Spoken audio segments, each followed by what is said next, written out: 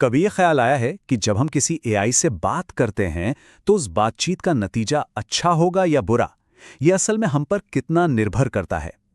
हम एआई को अक्सर एक जादुई टूल समझ लेते हैं, लेकिन सच तो यह है कि उससे बेहतरीन नतीजे निकलवाने का असली जादू हमारे दिए गए निर्देशों में ही छिपा होता है। आज हम इसी कला और विज्ञान की गहराइयों में उतरने वाले हैं। तो चलिए सीधे मुद्दे पर आते हैं। जरा स्क्रीन पर देखिए। एक तरफ एक बहुत ही सीधा साधा प्रॉम्प्ट है, डेटा प्रोसेस करने के लिए कोड लिखो, और दूसरी तरफ एक बहुत ही डिटेल्ड प्रॉम्प्ट जिसमें सब कुछ साफ साफ बताया गया है। कौन सी प्रोग्रामिंग भाषा चाहिए, गलतियों से कैसे निपटना है, डेटा का फॉर्मेट क्या होगा, और नतीजा जमीन आसमान का फर्क। एक तरफ आपको मिलेगा काम चलाऊ कोड और दूसरी तरफ एक प्रोफेशनल सॉल्यूशन। यह दिखाता है कि बस सवाल पूछने के तरीके में एक छोटा सा बदलाव जवाब की क्वालिटी को कितना ज्यादा बदल सकता है। तो इस कला का एक नाम भी है, प्रॉम्प्ट इंजीनियरिंग। ये सिर्फ सवाल पूछना नहीं है, बल्कि ये एआई के लिए असरदार निर्देश डिजाइन करने का एक पूरा विज्ञान है, ताकि हमें लगातार वैसे ही नतीजे मिले जैसे हम चाहते हैं। ये मानो एक कच्चे सवाल को एक धारदार कमांड में बदलने जैसा है। ठीक है, तो चलिए पहले लेवल से शुरुआत करते हैं। यहां हमारा मकसद एआई के सोचने के तरीके को एक दिशा देना है। उसे सिर्फ ये नहीं बताना कि क्या करना है, बल्कि ये सिखाना है कि कैसे सोचना है। पहली तकनीक है फ्यू शॉर्ट प्रॉम्प्टिंग। इसे ऐसे समझिए जैसे हम एआई को कुछ उदाहरण देकर सिखा रहे हों। मान लीजिए किसी को एक खास स्टाइल में कविता लिखवानी है, तो वो प्रॉम्प्ट में उसी स्टाइल की 2-3 कविताएं मिसाल के तौर पर दे सकता है। इससे मॉडल बिल्कुल ठीक ठीक समझ जाता है कि उसे किस तरह का जवाब, किस फॉर्मेट या किस अंदाज में देना है। अब आती है एक और दिलचस्प चीज, चेन ऑफ थॉट या सीओटी प्रॉम्प्टिंग। इसमें हम एआई को सीधे जवाब पर कूदने के बजाय किसी भी मुश्किल को स्टेप बाय स्टेप हल करने के लिए कहते हैं। इससे होता क्या है कि एआई के सोचने का पूरा प्रोसेस हमारे सामने आ जाता है, एकदम शीशे की तरह साफ, और जटिल कामों में गलती की गुंजाइश भी कम हो जाती है। और कमाल की बात यह है कि अक्सर यह तरीका बस एक जादुई लाइन जोड़ने से काम करने लगता है। चलिए इस पर कदम दर कदम सोचते हैं। कई एडवांस्ड मॉडल्स के लिए यह छोटा सा निर्देश उनके तर्क शक्ति को जगाने के लिए काफी होता है। तो अब कहानी को थोड़ा और आगे बढ़ाते हैं लेवल 2 पर। यहां बात सिर्फ निर्देश देने से आगे बढ़कर एक तरह की पार्टनरशिप तक पहुंच जाती है, जहां एआई एक को पायलट की तरह ज्यादा जिम्मेदारी लेता है।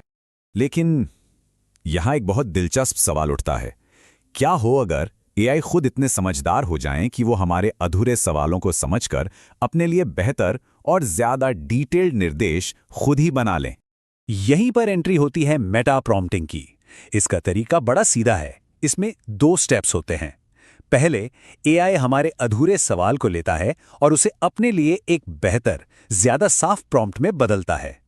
फिर वो उसी नए और बेहतर प्रॉम्प्ट का इस्तेमाल करके हमें आखिरी हाई क्वालिटी जवाब देता है।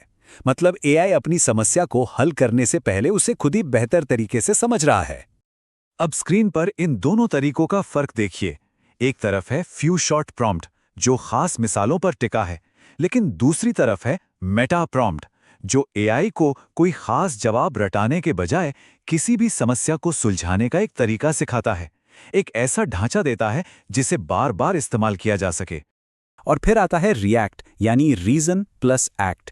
ये एक ऐसा फ्रेमवर्क है जो एआई को कह सकते हैं हाथ पैर देता है ताकि वो बाहरी दुनिया से जुड़ सके। मॉडल पहले सोचता है यानी रीजन करता है, फिर एक एक्शन लेता है जैसे इंटरनेट पर कुछ सर्च करना, फिर उस सर्च के नतीजों के आधार पर वो आगे की सोचता है। अब हम एक एक प्रॉम्प्ट की दुनिया से निकलकर पूरी सूरत को देखते हैं। सवाल यह है कि बड़े, जरूरी, हाई स्टेक्स कामों के लिए भरोसेमंद एआई सिस्टम्स कैसे बनाए जाएं? ये सिर्फ एक अच्छे जवाब की बात नहीं है, ये लगातार भरोसेमंद परफॉर्मेंस की बात है। तो देखिए, जरूरी सिस्टम्स में एआई से लिखा कोड सीधा इस्तेमाल नहीं होता। उसे प्रोडक्शन में भेजने से पहले एक बहुत ही सख्त प्रक्रिया से गुजरना पड़ता है। इस स्लाइड पर वो 8 क्वालिटी गेट्स की पाइपलाइन है। हर कदम पर कोड की जांच होती है। पहला गेट है जरूरतों को साफ साफ बताना। फिर आर्किटेक्चर डिजाइन होता है। इसके बाद एआई कोड लिखता है जिसे दूसरे एआई एजेंट्स जांचते हैं, और आखिर में इंसानी समीक्षा के बाद ही उसे डिप्लॉय किया जाता है। ये हर कदम पर क्वालिटी को पक्का करता है। और ये बात शायद थोड़ी हैरान करे। एक एआई बेस्ड वर्कफ्लो में क्वालिटी का सबसे बड़ा कंट्रोल कोड लिखने में नहीं, बल्कि शुरुआत में दी गई स्पष्टता में है। लगभग 70% समय ये बताने में लगता है कि बनाना क्या है, क्योंकि एआई बहुत शाब्दिक होते हैं। जितना साफ इनपुट उतना ही साफ आउटपुट। और ये भरोसा सिर्फ कोड पर नहीं बल्कि पूरे सिस्टम के डिजाइन पर टिका होता है। यहीं पर सॉवरेन एआई जैसे सिद्धांत काम आते हैं। इसका सीधा सा मतलब है कि कंपनियों का अपने एआई सिस्टम पर पूरा कंट्रोल और मालिकाना हक हो, सेंसिटिव डेटा सुरक्षित रहे, हर कदम पर इंसानी निगरानी हो और हर चीज का रिकॉर्ड एक इम्यूटेबल लेजर में दर्ज हो। इसे एक ऐसी डिजिटल डायरी समझिए जिसमें लिखी कोई भी बात कभी बदली या मिटाई नहीं जा सकती, जिससे पूरी पारदर्शिता बनी रहती है।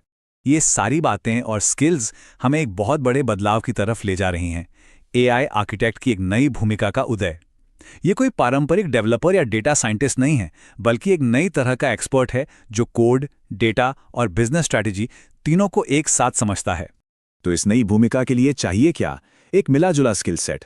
एआई मॉडल्स को बिजनेस के कामों में जोड़ना, डेटा पाइपलाइन बनाना, सिक्योरिटी का ध्यान रखना और सबसे जरूरी, ये सब कुछ कंपनी के बड़े मकसद के साथ जोड़ना। ये सब इनकी जिम्मेदारियां हैं। जैसा कि ये कोटेशन कहता है, जो आर्किटेक्ट एआई को अपनाते हैं वे न केवल अपने करियर को भविष्य के लिए सुरक्षित करते हैं, वे स्वयं भविष्य के आर्किटेक्ट बन जाते हैं। ये भूमिका सिर्फ सिस्टम बनाने की नहीं, बल्कि आने वाले कल को बनाने की है। और इसी मोड़ पर हम आज की इस बातचीत को खत्म करते हैं एक बड़े सवाल के साथ। जैसे जैसे एआई और ज्यादा आत्मनिर्भर होते जाएंगे, अपना काम खुद बना सकेंगे, जांच सकेंगे और सुधार सकेंगे, तो फिर इस नई दुनिया में इंसान का वो खास और जरूरी योगदान क्या होगा जिसकी जगह कोई नहीं ले सकता? ये एक सोचने वाली बात है।